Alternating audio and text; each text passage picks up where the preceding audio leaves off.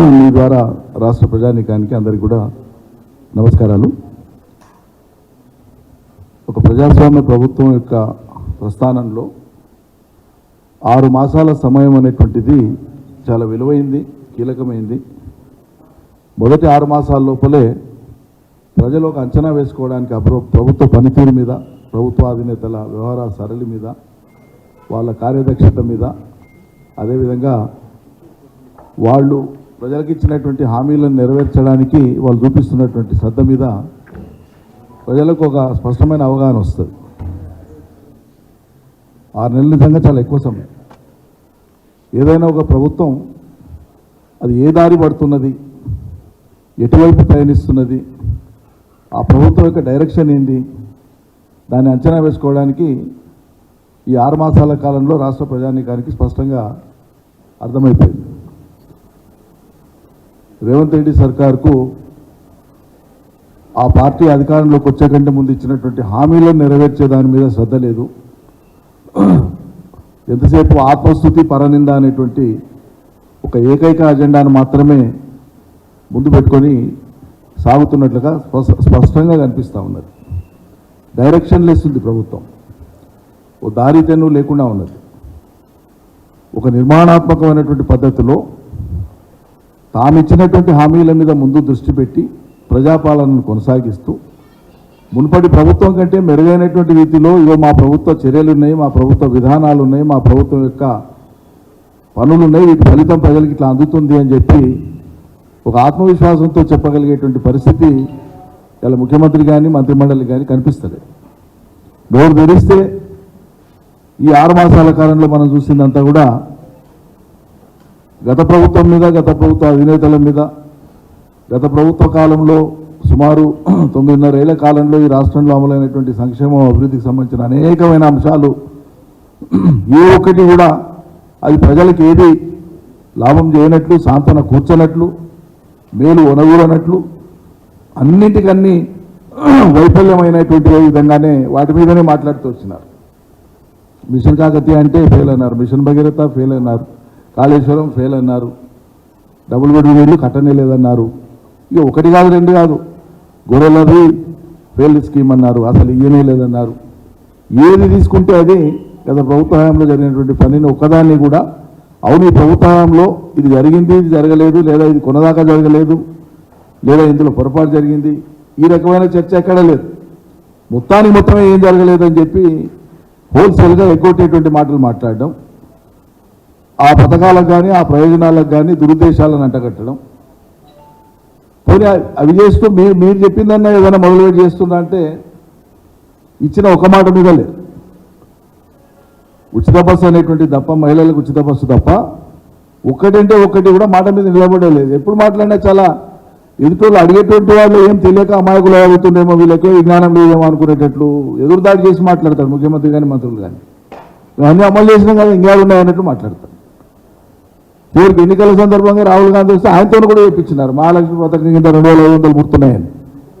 అంటే ఇంత బ్లఫ్ చేయడం, చేయని దాన్ని, అమలు చేయని దాన్ని, ప్రారంభించిన దాన్ని కూడా ప్రారంభం అయిపోయినాయి, అమల్లో ఉన్నాయి, మా అన్నీ నెరవేర్చినాం, ఏదో 1-2 మిగిలిన అన్నీ అయిపోయినాయి అన్నట్లుగా టేక్ ఇట్ ఫర్ గ్రాంటెడ్గా తీసుకొని మాట్లాడడం అనేది అలవాటు అయిపోయింది.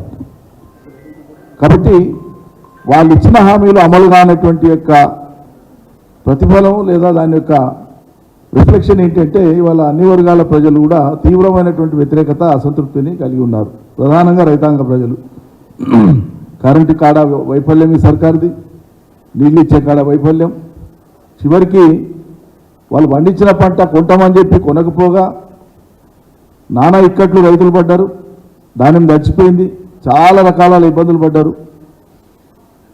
బోనస్ ఇస్తామని ఎగ్గొట్టారు.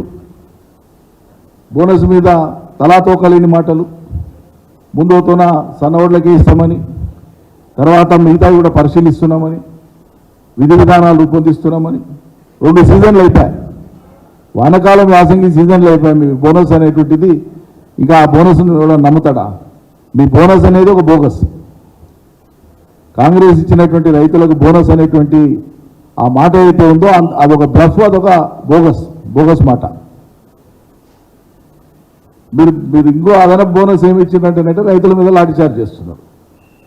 సర్కారు వచ్చిన 6 నెలలకే రైతుల యొక్క డిమాండ్ల మీద రైతులు సంఘటితమై ఎక్కడన్నా కూర్చొని ఏదైనా ప్రభుత్వాన్ని అడుగుతున్నారంటే వాళ్ళ మీదకి పురమాయిస్తున్నారు పోలీసులు. మరి గతంలో ఎందుకో జరగలేదు? 9.5 ఏళ్ల కాలంలో ఎందుకో రైతులు లైన్లలో నిలబడలే? గతంలో ఎందుకో ఎరువుల కొరత రాలే? గతంలో ఎందుకో నీళ్లు లేక పంటలు ఎండిపోయినాయనే వార్తలు రాలేదు? గతంలో విత్తనాలు లేక రైతులు ఆందోళన చేయలేదు ఎందుకో? మరి కేసీఆర్ దిగిపోగానే ఇవన్నీ స్టార్ట్ అయితే ఇవన్నీ మీ గొప్పతనాలా? మరి మీ పనితీరుకు మీ గొప్పతనాలకు తార్కాణమా ఇదంతా? ఎట్లా అర్థం చేసుకోవాలి ప్రజలు? కాబట్టి ప్రయాణికాన్ని అర్థం చేసుకోమని విజ్ఞప్తి చేస్తున్నాము. ఇక్కడ ఏంటంటే వీళ్ళు చేయడానికి వీళ్ళకు ఒక ప్రణాళిక లేక మరి పాలనా దక్షత ఉందా లేదా అనేది ప్రజలు బేరీజ్ చేసుకోవాలి. నేను ఆ మాట అనను. నిజంగానే పాలనా దక్షత ఉంటేనంటే దానికి సంబంధించిన అడుగులు అటువైపు లేవు. పాలనా దక్షత కురవడిందా? ప్రజలు విశేషణతో ఆలోచించమని నేను కోరుతా ఉన్నా. ఈ కారణాల చేతని వాళ్ళు ఏం చేయాలనో పాల్పోక వాళ్ళ వైఫల్యాలు తెర మీదకి వచ్చినప్పుడల్లా ఈ అసలు సినిమా వచ్చే కంటే ముందు న్యూస్ రీల్ అని వచ్చేది వెనుకటికి. అట్లా న్యూస్ రీల్ల టైపులో కొన్ని లీకులు ఇవ్వడం, ఎప్పుడు బుద్ధి పుడితే అప్పుడు ఒక అంశాన్ని తెర మీద తీసుకురావడం. కొద్ది రోజులు కాళేశ్వరంతో నడిపేసింది. మొత్తం కాళేశ్వరం తెల్లారితే పొద్దుముక్తే కాళేశ్వరం కాళేశ్వరం కాళేశ్వరం ఇట్లా అయింది ఇట్లా అయింది ఇట్లా అయింది ఇట్లా అయింది. మిత్రులంతా చూసిండాలా? నిన్న మొన్న మెట్రో వాటర్ వర్క్స్ సంబంధించి కానీ హైదరాబాద్ నది ఏది మంచినీళ్ళ సమస్య మీద కానీ ఇతరత్ర చర్చ జరిగినప్పుడు ముఖ్యమంత్రి మాట్లాడినట్టు మీడియాలో వచ్చింది. ఏంటది? హైదరాబాదు 2 జలాశయాలకు 7 టీఎంసీల నీళ్లను, ఉస్మాన్ సాగర్కు హిమాయత్ సాగర్కు 7 టీఎంసీల నీళ్లను మల్లన్న సాగర్ ద్వారా తీసుకురావాలి, త్వరగా ఈ పనులు కూడా చేపట్టాలి అంటేనే దానికి సంబంధించిన ప్రతిపాదనలన్నీ రెడీ చేయండి అని అధికారులను పురమాయించినట్లు వార్తలు వచ్చినాయి. అంటే ఈ నిలకడలేని పొంతన లేని దుందుడుకు వ్యవహారం ఎక్కడి దాకా వస్తుందంటే, పోయిన ప్రభుత్వం ఏదో కక్ష తీసుకున్నట్లు మాట్లాడదాం, పోయిన ప్రభుత్వాన్ని బదనాం చేయడం అనేటువంటి ఒక దుగ్ధ తప్ప ఒక కన్సిస్టెన్సీ ఉంటే పాలకులకు తొందరపడకుండా ముందు దాన్ని ఆకలింపు చేసుకొని అర్థం చేసుకొని ఎట్లా పరిష్కారం చేయాలి ఏం చేయాలని మాట్లాడతారు ఎవరైనా. కానీ వీళ్ళు చేసింది ఏంది? రాగానే కాళేశ్వరం మీద పెద్ద మేము బాంబే చేసినాము, ఇక కేసీఆర్ ప్రతిష్ట పోయింది, ఇక కేసీఆర్ అనేది చెల్లదు దీంతో అని చెప్పి పెద్దగా ఏందో బ్లాక్ చేసినాం అనుకున్నారు. మరి కాళేశ్వరం విఫల ప్రాజెక్ట్ అయితేనంటే నువ్వు మల్లన్న సాగర్కి నీళ్ళు ఇట్లా తీస్తావు, మల్లన్న సాగర్ నుంచి హైదరాబాద్ ఉస్మాన్ సాగర్ హిమాయత్ సాగర్కి నీళ్ళు ఇట్టిస్తావు. Simple logic. అదే కాళేశ్వరం నీళ్ళు గత అవుతున్నాయి కదా హైదరాబాద్ ప్రజలకు. మేము ఆనాడు చెప్తుంటే మీరు చులకన చేసి మాట్లాడుతుంది కదా. మళ్ళీ ఇవాళ మీరు మాట్లాడేది ఏంటి? కాళేశ్వరం నీళ్ళని మల్లన్న సాగర్ ద్వారా ఉస్మాన్ సాగర్ హిమాయత్ సాగర్కి తీసుకురావాలని నిర్ణయానికి వస్తున్నారు కదా. అంటే మీరు కాళేశ్వరం మీద మాట్లాడింది ఇది ఒక్కటే దృష్టాంతం కాదు, 100 దృష్టాంతాలు ఉన్నాయి. మీరు మాట్లాడింది అవగాహన లేనిది, కేవలం రాజకీయ దుగ్ధతో గత ప్రభుత్వాన్ని బదనాం చేయడానికి మాట్లాడింది అనేటువంటిది అందరికీ తెలుసు. ఇక నిత్యం మాట్లాడుకుంటూ పోతున్నారు. కాబట్టి ఈరోజు కొంతకాలం కాళేశ్వరం, కొంతకాలం మరోటి, మధ్యలో సర్కస్లో జోకర్ లాగా బుద్ధి పుట్టినప్పుడల్లా ఈ ఫోన్ ట్యాపింగ్ అనేటువంటి దాన్ని తెర మీద తీసుకురావాలి. దీని మీద అధికారికంగా ఈరోజు వరకు ఏ మంత్రి కానీ ముఖ్యమంత్రి కానీ అధికారికంగా దీని మీద ఈరోజు వరకు ఒక ప్రకటన చేయలేదు. అధికారికంగా వివరాలతో. కానీ వాళ్ళు మాట్లాడకుండా లీకులు ఇచ్చి ఆ లీక్లను ప్రచారంలో పెట్టి లీకుల ద్వారానే ఫలానొల్ల పాత్ర ఉందని చెప్పేయడం, అది ఎక్కడ దాకా పోయిందంటే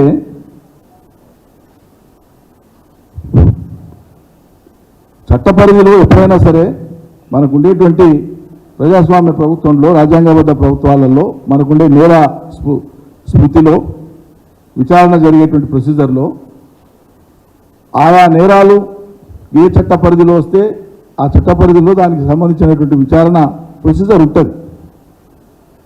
అది ఆ వ్యవస్థలు చేయాల్సిన పని చేస్తాయి. నిజంగానే మెటీరియల్ ఉంటే దాని ప్రకారంగా చట్టపరంగా ఎవరేం చేయాలో చేసుకోవచ్చు.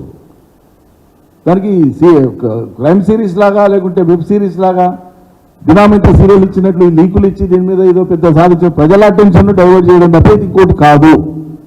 ప్రతి సందర్భంలో వాళ్ళ వైఫల్యాలు తెర మీదకి వస్తున్నప్పుడల్లా ఒక లీక్ ద్వారా దాని చుట్టే కథనాలల్లి దాని మీదనే చర్చ జరిగేటట్లు చేసి ప్రజల దృష్టి మరల్చేటువంటి ఒక గొప్ప ప్రయత్నం వాళ్ళు చేస్తున్నటువంటిది. కన్ఫెషన్ స్టేట్మెంట్స్ ఎప్పుడు కూడా ఎవరైనా సరే అభియోగాలు ఓపబడిన వాళ్ళు లేదా అభియోగాల కారణంగా కస్టడీలో ఉండేటువంటి వాళ్ళు ఏదైనా స్టేట్మెంట్ ఇస్తే దాన్ని కన్ఫెషన్ స్టేట్మెంట్ అంటారు. లీగల్గా ఒప్పుకోలు అంటారు కన్ఫెషన్. సాధారణ కన్ఫెషన్ ఏది కూడా చట్ట పరిధిలో అంగీకరింపబడదు. General confession, any confession statement అది. Any confession made to police officer or investigating officer is not admissible in evidence అనేటువంటిది జనరల్ ప్రిన్సిపల్. అది దానికి ఫాలో అప్లో ఏముండాలంటే a confession must lead to a recovery of a new fact, a fresh fact. అది evidence act చెప్తుంది. వీళ్ళు చెప్పేది ఏంటి, ఫోన్ ట్యాపింగ్ జరిగింది, సరే ఏ లెవెల్ జరిగిందా జరగలేదా తర్వాత విషయం. జరిగితే ఏ లెవెల్ జరిగింది, ఏ ఉత్తర్వుల ద్వారా జరిగింది, ఏ ఆర్డర్ల ద్వారా జరిగింది, ఏ నిబంధనల మీద జరిగింది, ఇవన్నీ కాలగమనంలో రుజువు కావాల్సిన అంశాలు. ఇవన్నీ కూడా ఈ అంశాలన్నీ కూడా విచారణలో తేలవలసిన అంశాలు, విచారణలో నిగ్గు తేలాల్సిన అంశాలని వాళ్ళే ఆరోపణ చేసి వాళ్ళే తీర్పులు ఇచ్చేస్తారా? కోర్టులు లేకుండానే, కోర్టులో మాటలు లేకుండానే అభియోగాలు మోపేది మీరే, విచారణ చేసేది మీరే, మీరే నిర్ధారిస్తారా ఎవరేం పాత్ర చేసిండ్రు? కోర్టులో కదా తేలవలసింది ఇవన్నీ. మరి కోర్టులో మ్యాటర్ పెండింగ్ ఉన్నప్పుడు, రిమాండ్ రిపోర్ట్ కోర్టు పోయినప్పుడు, కోర్టు కాగ్నిజెన్స్ తీసుకున్నప్పుడు దాన్ని సీరియల్ లాగా రోజువారీగా మీరు దాని మీద లీకులు ఇచ్చి దాని మీద వార్తలు నడపడం అనేటువంటిది ఇది కూడా చట్టపరంగా నేరమే. ఇది మిస్లీడింగ్ ది ఇన్వెస్టిగేషన్. లేదా ఇన్వెస్టిగేషన్ ఇన్ఫ్లుయెన్స్ చేయడం అవుతుంది, స్టేటే ఇన్ఫ్లుయెన్స్ చేయడం అవుతుంది. ఇన్వెస్టిగేషన్ నిష్పాక్షికంగా జరగాల్సినటువంటి విచారణను వీళ్ళు ఇన్ఫ్లుయెన్స్ చేసినట్లయితుంది. అందువల్ల వాళ్ళు రోజువారీగా చెప్తున్నటువంటి అంశాల్లోకి వెళ్ళి చెప్తున్నాను నేను, నా కవిత్వం కాదు. దానికి ఉపయోగించినటువంటి ఆపరేటర్స్ కానీ, దాని ఎక్విప్మెంట్ కానీ అవన్నీ కూడా ధ్వంసం చేసేసినారు, మూసలు వేసేసినారు. ఇప్పుడు ఏనుకుంటా పోయి తీసుకొస్తారు మూసలకెళ్ళి ముఖ్యమంత్రి, మంత్రులు. మీరు చెప్పిన కథనం ప్రకారంగానే, మీరిచ్చే లీకుల ప్రకారంగానే, వచ్చినటువంటి వార్తా కథనాల ప్రకారంగానే అవన్నీ నిజంగానే డిస్ట్రాక్ట్ అయి ఉంటే మరి ఎవిడెన్స్ ఎక్కడి నుంచి కలెక్ట్ చేసినట్లు మీరు? దీంట్లోకి వెళ్ళి కలెక్ట్ చేసినట్లు మీరు? కస్టడీలో ఉన్నటువంటి ఒక మనిషి ఇచ్చినటువంటి వాంగ్మూలమే ఎవిడెన్స్ ఎట్లయితుంది? వాంగ్మూలమే ఎవిడెన్స్ కాదు. ఎప్పుడు వాంగ్మూలం should lead to A fresh fact, new fact. అప్పుడు మాత్రమే కోర్టులో ఎవిడెన్స్ అవుతుంది. ఇది తెలుసు, పోలీసులకు కూడా తెలుసు, కమిషనర్ శ్రీనివాస్ రెడ్డి గారు కూడా తెలుసు, కింద ఉండి విచారణ చేసే వాళ్ళకి కూడా తెలుసు, తెలియదనేది కాదు. కాబట్టి దీన్ని ఎంతసేపటికి బీఆర్ఎస్ను, కేసీఆర్ను, బీఆర్ఎస్ పార్టీ పెద్దల్ని టార్గెట్ చేసి, లీకులు ఇచ్చి టార్గెట్ చేసి బదనాం చేయాలి, తద్వారా వీళ్ళన్నట్లు కావాలనేటువంటి ఒక స్పెషల్ ఎఫర్ట్ దీని మీద ఉంది. ఇది ప్రజల దృష్టి మరల్చడానికే ఉంది తప్ప అందులో ఉన్నటువంటిది ఏమీ లేదు. ఈ దేశంలో ఎన్ని చూడలే. నిజంగానే ఇటువంటి జరిగినాయన్న సీరియస్ ఆరోపణలు ఎప్పుడు వచ్చినాయి? ఇందిరా గాంధీ గారు ప్రధానమంత్రి ఉన్నప్పుడు వచ్చింది. ఆమె సొంత పార్టీ నేతల్లో ఫోన్ ట్యాపింగ్ చేసిందని.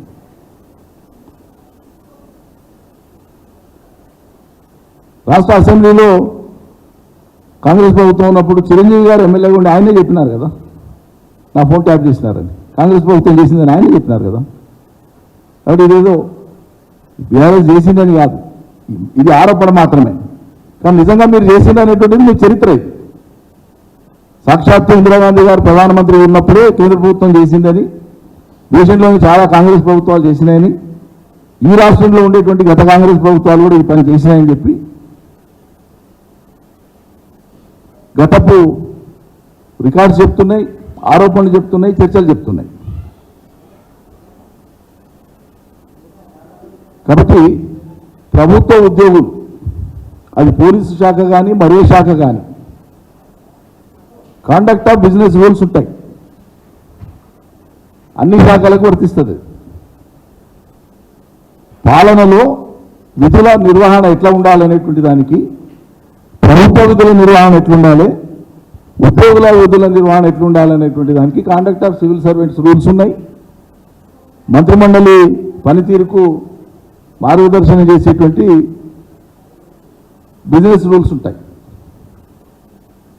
మౌఖికంగా ఒట్టిగానే ఒక మనిషి ఒకటి చెప్పంగానే ఒకటి కింద కాదు, ప్రొసీజర్ ఉంటుంది ప్రతి దానికి. ఉదాహరణకి ఎవరో పోలీస్ ఆఫీసర్కో లేకుంటే ఎవరో ఒక అధికారికో ఎవరి మీద కోపం ఉండి ఆయన ఏదో ఎక్స్ట్రా లీగల్ యాక్ట్ ఏదన్నా చట్ట వ్యతిరేకమైనటువంటి పని ఏదైనా సొంతం చేసి వచ్చి నాకు ఫలానా అని చెప్పింది కాబట్టి నేను చేసినట్టు చెల్లుబాటు అవుతుందండి? ఇల్లీగల్ కదా అది. దేనికైనా ప్రొసీజర్ ఉంటుంది. ఐటీ యాక్ట్ ప్రకారంగా కానీ, Indian post and telegraph act ప్రకారంగా కానీ, ప్రభుత్వం యొక్క ఆంతరంగిక వ్యవహారాలను, భద్రతను, ఇతరేతర అవసరాలను దృష్టిలో పెట్టుకొని అవసరమైనప్పుడు ప్రభుత్వంలో ఉండేటువంటి అధికారులే, కేంద్రం అయితే హోంశాఖ కార్యదర్శి, రాష్ట్రం అయితే రాష్ట్ర కార్యదర్శి, లేదా వారి యొక్క సూచనలతో రాష్ట్రంలో ఉండేటువంటి అడిషనల్ సెక్రటరీ, జాయింట్ సెక్రటరీ లేదా హెడ్ ఆఫ్ ద డిపార్ట్మెంట్ వాళ్ళ పరిధిలో జరుగుతుందని చట్టమే చెప్తుంది. ఈ మంత్రులకో మంత్రి మండలికో ముఖ్యమంత్రికో సంబంధమే ఉండదు. ఇన్ కేసు ఇటువంటివి ఎక్కడైనా జరగాల్సిన పరిస్థితి ఉంటే ఆ దేశం యొక్క ఆంతరిక వ్యవహారాలు, ఇతరత్ర వ్యవహారాలకు సంబంధించి నిజంగానే ట్యాపింగ్ చేయవలసినటువంటిది ఉంటే ప్రొసీజర్ అది, చట్టం చెప్పే ప్రొసీజర్ అది, ఏం చెప్పేది కాదు, చట్టం చెప్పే ప్రొసీజర్ అది. కాబట్టి ఎవరైనా ఇతరేతర కారణాలతో చేసి ఉన్నారా చేయలేదా మాకు సంబంధం లేదు, విచారణలో మీరు తెలుపండి. కానీ దాన్ని నువ్వు ఫలానా చెప్తే నేను చేసిన లీకులు ఇచ్చి ముఖ్యమంత్రి ప్రధాని చెప్పింది కాబట్టి నేను చేసినాను ఒక ఆయన చెప్పినట్లు, హరీష్ రావు చెప్పింది కాబట్టి నేను చేసినాను ఇంకొక ఆయన చెప్పినట్లు, వాళ్ళ స్టేట్మెంట్లను రికార్డ్ చేసినాం, ఈ స్టేట్మెంట్ల ప్రకారం వీళ్ళు ముద్దాయితారని దాన్ని కంక్లూడ్ చేయడం ఇదంతా కూడా నాన్ సెన్స్. లీగల్ సెన్స్ లేదు, నాన్ సెన్సికల్ ఇష్యూ. దీనికి లీగల్ సెన్స్ లేదు, ఇది ఒక non sensical issue, strictly legally speaking. ఆరోపణలు చేయడానికి ఏమైనా చేయొచ్చు, అంతిమంగా తెలిసినప్పుడు కదా తెలిసేది. 3 దశాబ్దాలు పట్టింది బోఫోర్స్, ఏం చేశాను?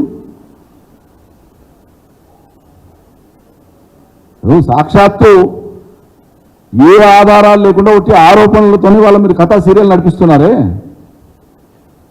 కానీ నేరుగా ప్రజాస్వామ్యబద్ధంగా ఎన్నుకోబడినటువంటి ప్రభుత్వాన్ని కూల్చడం కోసం పెద్ద కుట్ర చేసి, కుట్రలో ఒక పాత్రదారుడిగా డబ్బులు తీసుకొని పోయి పట్టుబడినటువంటి వ్యక్తి వాళ్ళ రాష్ట్ర ముఖ్యమంత్రి సీట్లో కూర్చున్నాడు. మీరు వాళ్ళ లీకులు ఇచ్చి గత ప్రభుత్వం మీద పెద్ద విరోచితంగా ఏదో గొప్పలు సాధించినట్లు ఇంత పొడుగు బాకాలు ఇస్తున్నారు. ప్రజలకు అర్థం కావాలండి ఇదంతా. Yes, our party is ready to face.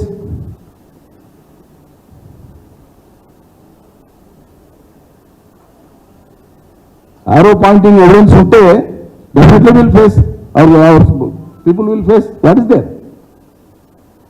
లేకుండా బతకాల్సి మీదే ఇస్తాం. గతంలో చాలా ఇన్సిడెంట్స్ జరిగినాయి రాష్ట్రంలో, అనేక ప్రభుత్వాల కాలంలో అనేక ఇన్సిడెంట్స్ జరిగినాయి.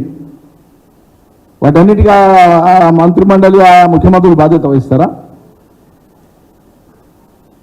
ఫలానా ముఖ్యమంత్రి చెప్పింది కాబట్టి మేము ఇన్ని 100 ఎన్కౌంటర్లు చేసామని చెప్పినా పోలీసు వాళ్ళు? రాజశేఖర రెడ్డి కానీ చంద్రబాబు నాయుడు కానీ అది అంగీకరిస్తారా? చేసిన వాళ్ళు వచ్చి చెప్తే.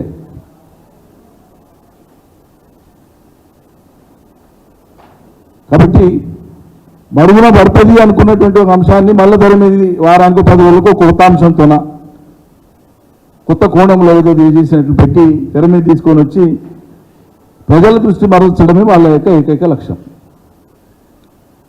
అందుకని ఇది ప్రజలు గమనించాలని,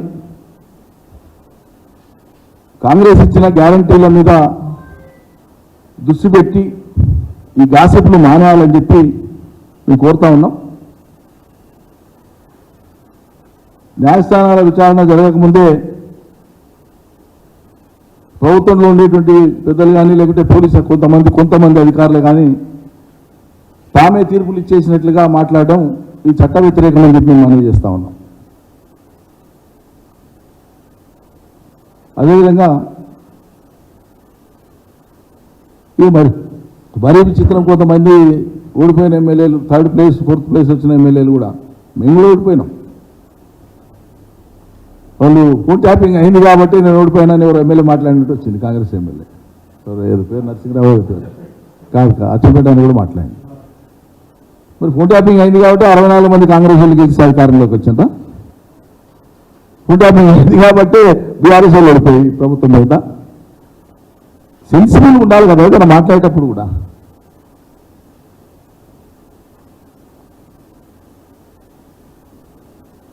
నిజం చెప్పాలంటే ఇందిరాగాంధీ గారి కాలంలో కానీ అంతకుముందు తెలంగాణ ఉద్యమం నడిచేటువంటి క్రమంలో ఈ రాష్ట్ర ప్రభుత్వం కాంగ్రెస్ ప్రభుత్వమే ఆనాడు స్వయంగా కేసీఆర్ ఫోన్ను ట్యాప్ చేసినటువంటిది దానిలో పెద్ద అంశంగా మేము చెప్పుకోలే.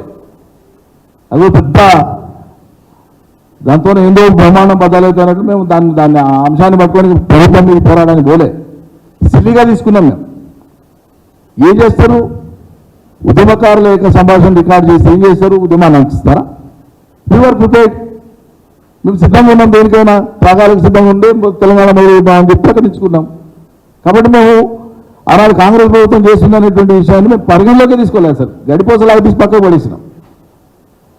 చేసింది మీరు టెర్రరిస్టుల కోసం, నక్సలైట్ల కోసమో, మరొకరి కోసమో, ఇంటర్నల్ సెక్యూరిటీ కోసమో, ఇంటెలిజెన్స్ను షార్పెన్ చేసుకోవడం కోసమో వాడుకోవాల్సినటువంటి సిస్టమ్ను దుర్వినియోగం చేసింది కాంగ్రెస్ ఈ దేశంలో ఇందిరాగాంధీ కాలం నుంచి మొన్నటి వరకు కూడా.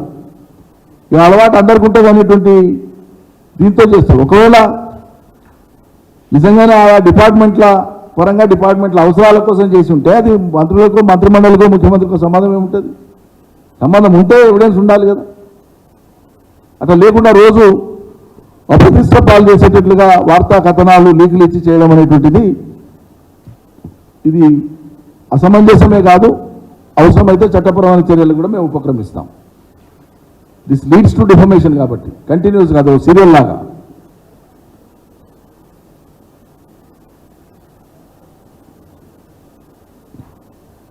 అదేవిధంగా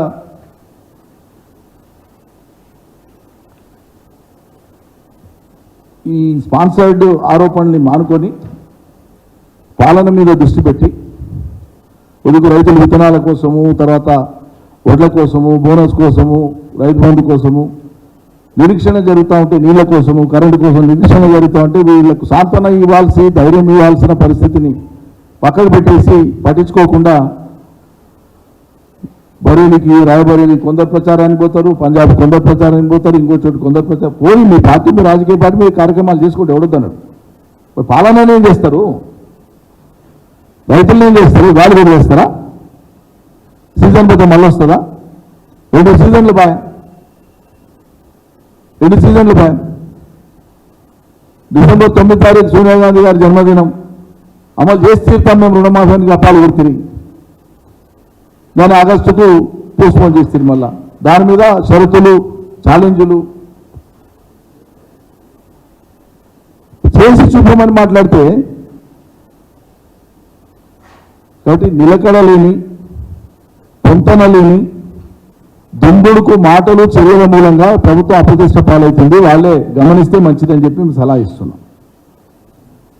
తోచినప్పుడల్లా ఒకటి మాట్లాడేసి అదేందో పెద్ద విజయం సాధించినట్లు.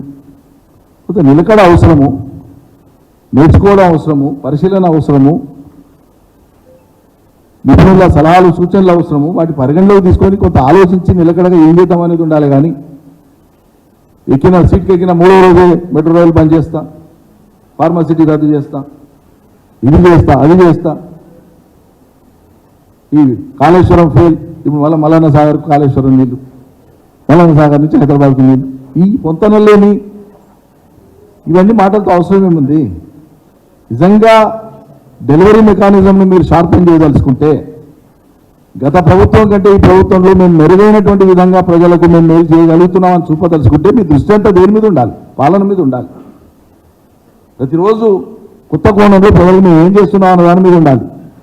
ఓపో ఎంత పొడుగు కప్పాలా మీరు కొట్టింది? ప్రగతి భవన్ అసలు అది ఒక నిషేధిత ప్రాంతం లాగుంది. మేము దాన్ని ఇట్లా ప్రజలకంతా అందుబాటులో పెడతామని ఒక్కరోజు పోయి ఇవాళకి 6 నెలల అడ్రస్ లేదు. మళ్ళా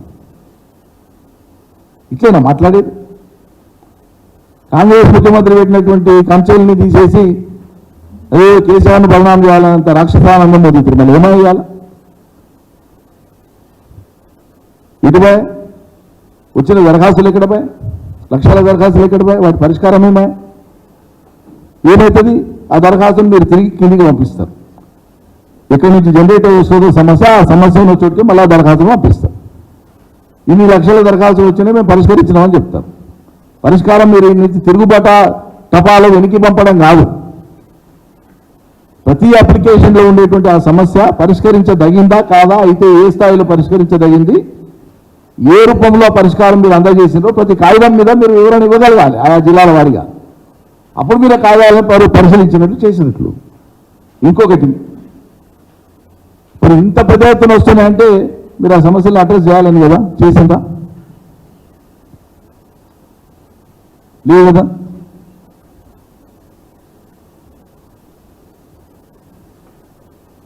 కాబట్టి ఆరోపణలు చేయడం చాలా సులభం ఎవరికైనా. దానికి కట్టుబడి చట్టబద్ధమైన సంస్థల ద్వారా చట్టబద్ధమైనటువంటి ప్రొసీజర్లో వాటిని నిగ్గుదేల్చడం అనేటువంటిది అవసరం. దాని మీద దృష్టి ఉండాలి ఎప్పుడు కూడా. నేనేదో మాట్లాడినట్లు చిట్ చాట్ లేదో ముఖ్యమంత్రి ఢిల్లీలో మాట్లాడినట్లు పేపర్లో చూస్తున్నాం. కేసీఆర్ కంటే లై డిటెక్టర్ పెడితే కాళేశ్వరం మొత్తం వెలుగులోకి వస్తాయి, అన్ని దాంట్లో జరిగినాయి అన్నీ వస్తాయి. ఏం వస్తాయి మాట్లాడుతుందా? అది నీకు కూడా వర్తిస్తుంది కదా మరి లై డిటెక్టర్. కేసీఆర్ అయితే దొరకలే లైవ్గా నీలాగా. లైవ్లో దొరికిన వాడు నువ్వు, మరి నీకు కూడా లై డిటెక్టర్ పెట్టాలనా? మాట అనే ముందు అంటే ఇది ఎక్కడికి వస్తుంది, మళ్ళీ మనకే తగులుతుందని ఆలోచించి మాట్లాడాలి కదా. దేన్ని పెడుతూ కేసీఆర్ మిఠాయి ఉన్నాడు ఎప్పుడేమైనా కేసులా? ఏం మాటలు అవి? ముఖ్యమంత్రిగా ఉండి మాజీ ముఖ్యమంత్రి మీద మాట్లాడే మాటలేనా అవి? ఏం దోస్తుంది మాట్లాడమే ముఖ్యమంత్రి దక్షతన? నియంత్రించుకొని నిగ్రహంగా మాట్లాడితే ఆ పదవికి ఎన్నో వస్తాయి. గుర్తుపెట్టుకోండి రేవంత్ రెడ్డి గారు.